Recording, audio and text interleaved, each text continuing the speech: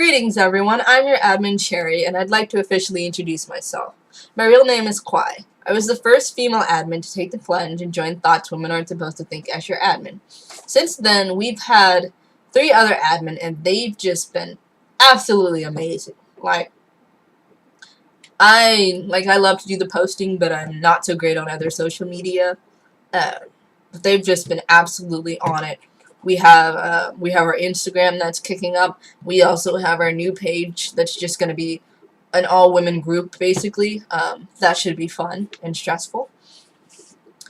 They've done a lot to contribute to grow and expand our voice. I joined Thoughts Women Aren't Supposed to Think, I want to say about a year now. It's probably less. I'm not good with time. But I originally joined because I was tired, you know. I had grown up in a situation where I saw men mistreated. You know, I later learned a lot about how children are taken away, how the family court system works. I grew up seeing and hearing a man, my father, actually just mocked over and over again, I grew up seeing what it's like for a man to not have a supportive woman in his life. I grew up desperate to find some form of sanity in a page. I had all these thoughts with no place to go.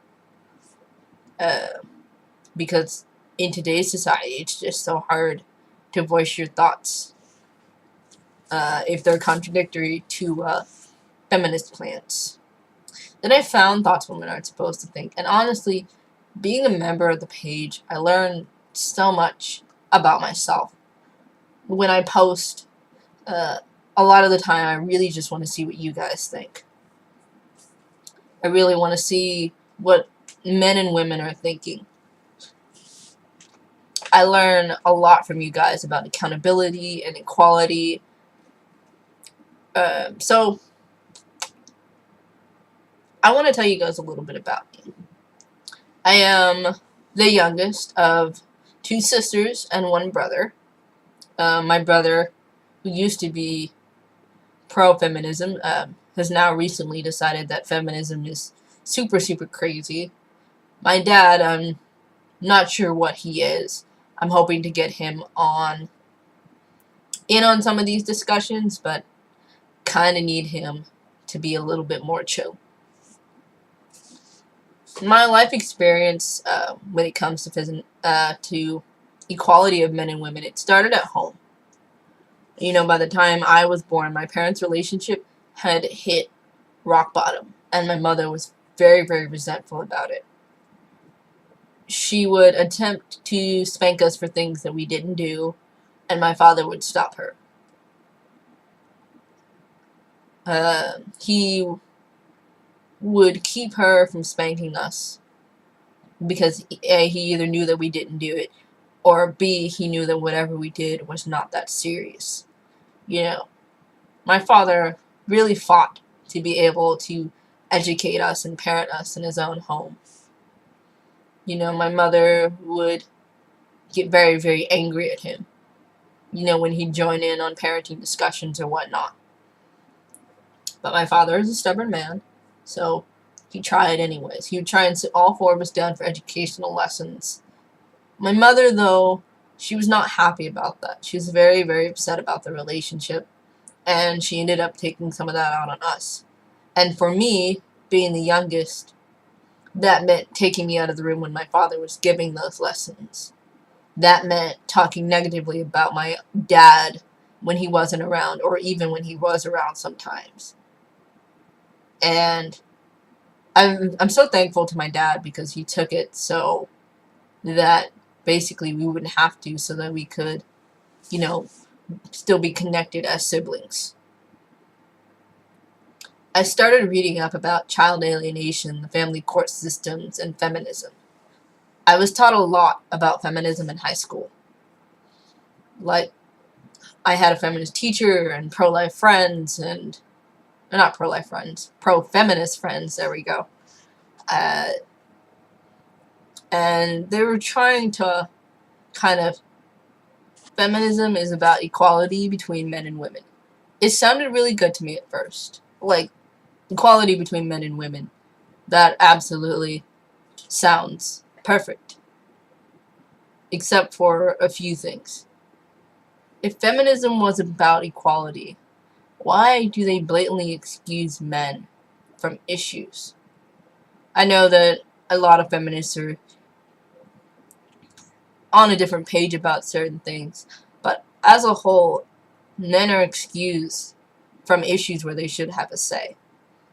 Men don't have a say over their own children or their own bodies, and feminism just kind of says nothing. Speaking against it has lost me quite a few friends. You know, I've been told that men shouldn't have reproductive rights like that. I've been told that I'm anti-woman, anti a lot of different things that I've been, I don't know, fed by the patriarchy, I guess. I found, though, that some women did agree. Some women agreed, they were just afraid to say things about it. So I began to research even more. I learned about the other half of things that feminism doesn't cover. Male suicide rates, female accountability of the problems, especially if the women are being bad. You will find that feminism finds a great way to blame the problems on men. Except men have problems too. You know, men are abused and they have no shelters to go to. They have family court that favors females just for being females. Men are told that they are good babysitters for being dads. You know, men are starting to go their own way.